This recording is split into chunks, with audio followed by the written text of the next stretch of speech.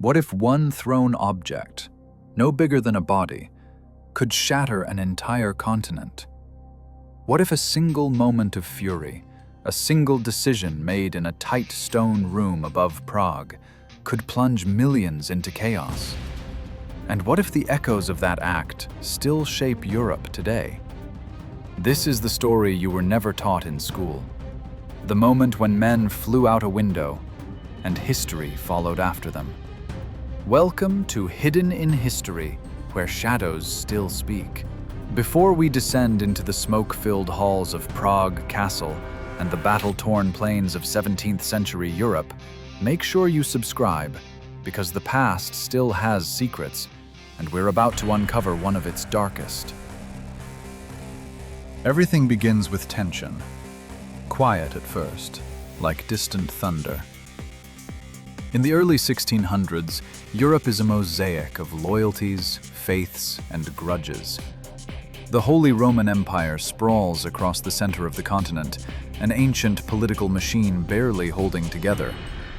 Its rulers, the Catholic Habsburgs, dream of a unified empire, guided by their authority and their faith.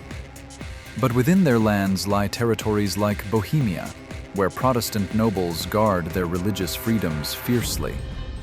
They remember older promises, agreements granting them rights to worship, to govern, to stand apart from imperial control. And now they sense those promises slipping away. In Bohemia, old suspicions ignite quickly.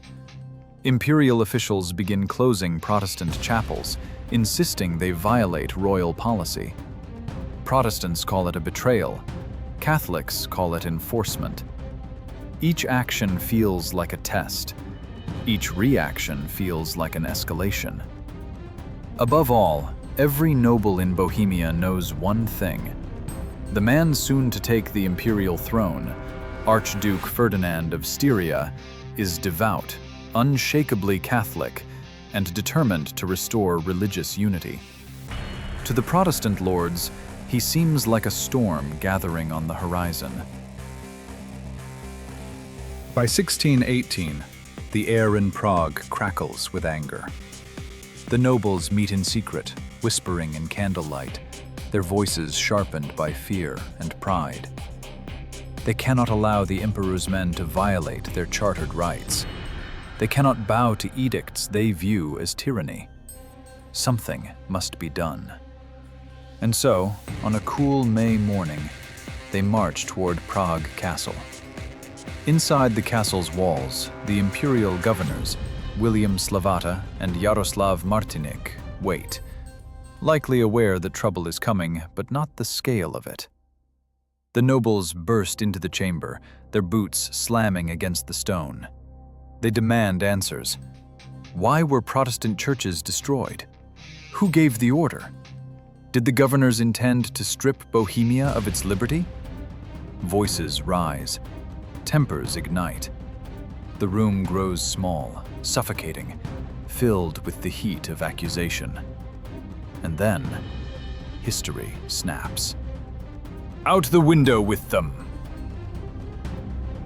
Hands seize fabric, a struggle erupts, and in a moment almost too surreal to believe, the two governors, along with their secretary, are hurled out the window, plummeting nearly 70 feet into the castle moat. They survive, astonishingly. Catholics claim angels cushioned their fall. Protestants later insist it was simply a heap of manure below, but the truth matters far less than the symbolism. The act, the defenestration itself, is an unmistakable declaration. Rebellion has begun. News spreads like wildfire. Bohemia erupts into organized revolt. A provisional government forms, made up of the same nobles who launched the defenestration. They refuse to accept Ferdinand as king, and instead offer the crown to Frederick V of the Palatinate, a young, some say naive, Protestant prince whose acceptance seals his fate and Europe's. For Ferdinand, this is nothing less than mutiny, and he will not forgive it. What begins as a local uprising transforms into a continental struggle. Catholic and Protestant alliances solidify, drawing nations into the conflict like iron filings to a magnet. Spain supports Ferdinand. Protestant German states rally around Frederick. Each side believes it fights for survival, for its faith, its sovereignty, its future. Armies gather. Cannons roll across landscapes once quiet. The first phase of what will become the 30 Years' War has begun. Bohemia becomes the war's first battleground. At White Mountain in 1620, the rebel army faces the Imperial Catholic League forces. The battle lasts barely 2 hours. The Bohemian cause collapses. Frederick flees, earning the bitter nickname, the Winter King, for he held his throne for only one winter. But the defeat does not end the conflict. It inflames it. Imperial retribution sweeps across Bohemia. Protestant leaders are executed. Lands are confiscated. Entire populations are pressured or forced into conversion. The region is transformed almost overnight. And Europe watches, horrified and fascinated. The war expands outward, consuming city after city, year after year. Denmark joins. Sweden marches in under the brilliant Gustavus Adolphus. France, Catholic but politically opposed to Habsburg power, enters later still. What started with 3 men thrown from a window becomes a full generation catastrophe involving dozens of states. Famine, plague, and fire follow the marching armies. Some regions lose half their population. Some never recover. Yet in this devastation lie the seeds of a new world. As the war grinds toward its weary end in 1648, diplomats gather in Westphalia to craft a peace unlike any seen before. The agreements they sign will reshape the continent. They establish the principle of state sovereignty, that each territory has the right to govern itself without external interference. The concept seems obvious to us now, but in the 17th century, it is revolutionary. The Peace of Westphalia becomes the foundation for the modern international system. So, what does this story leave us with? A reminder that small acts can unleash massive consequences.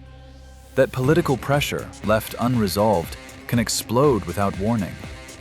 That religion, power, and identity, combined, can reshape entire civilizations. And perhaps most importantly, it shows that history is not made only by kings or generals.